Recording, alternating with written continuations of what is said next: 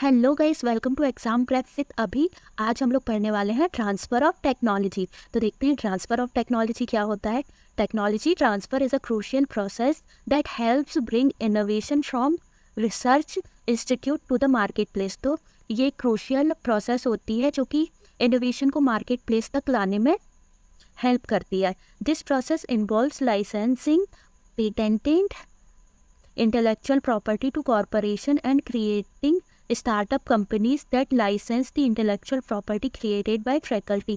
मतलब इसमें क्या होता है, फैकल्टीज़ के द्वारा जो प्रॉपर्टी क्रिएट की जाती है या जो भी इनोवेशन क्रिएट की जाती है उसको स्टार्टअप कंपनीज लाइसेंस, पेटेंट ये सब प्रोवाइड करती है।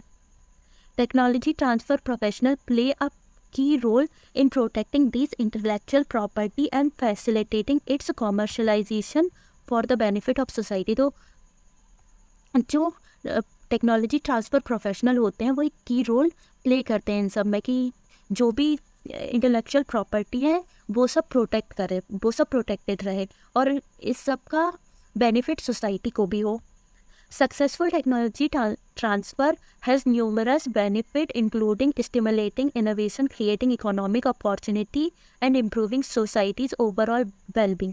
तो जो सक्सेसफुल टेक्नोलॉजी ट्रांसफ़र होता है इसके बहुत सारे बेनिफिट्स होते हैं, जैसे कि stimulating innovation, creating economic opportunity, मतलब बहुत सारी इकोनॉमिक अपॉर्चुनिटी क्रिएट होती है, इनोवेशन क्रिएट होती है और जो ओवरऑल सोसाइटी की वेलबींग है वो भी इम्प्रूव होती है।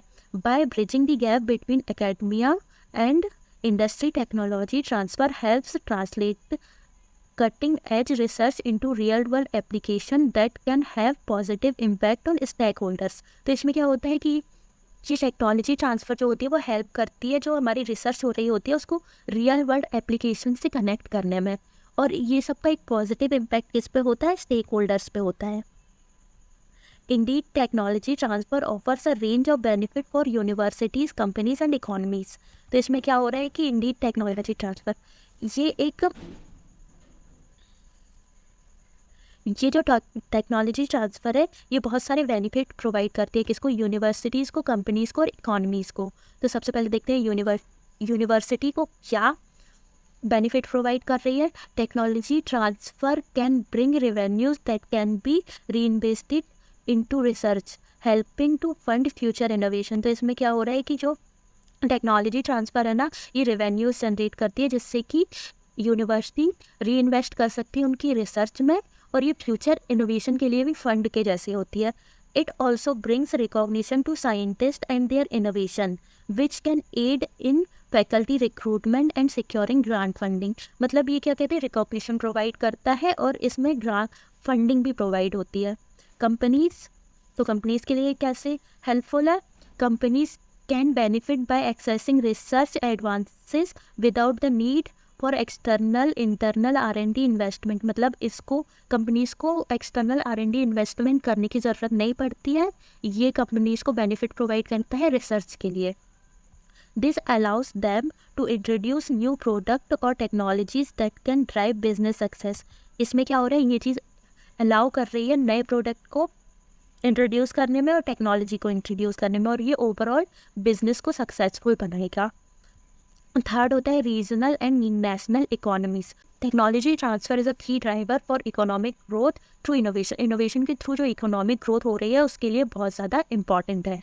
It can lead to the creation of new ventures and industries which in turn create jobs and strengthen the overall economy. तो टेक्नोलॉजी ट्रांसफ़र जो होता है वो इकोनॉमिक ग्रोथ के लिए तो बहुत ज़्यादा इंपॉर्टेंट होता है, ये साथ में ये क्रिएट करता है न्यू वेंचर्स, मतलब न्यू बिजनेस और इंडस्ट्रीज़ को, जो कि नए जॉब्स क्रिएट करेगी और स्ट्रेंथ करेगी इकोनॉमिक ग्रोथ को। ओवरऑल जो इकोनॉमी होगी उसको भी स्ट्रेंथ करेगी, उसको भी स्ट्रेंथ प्रोवाइड करेगी। तो ये हमारा आज का टॉपिक ख़त्म होता है। Please like, share and subscribe.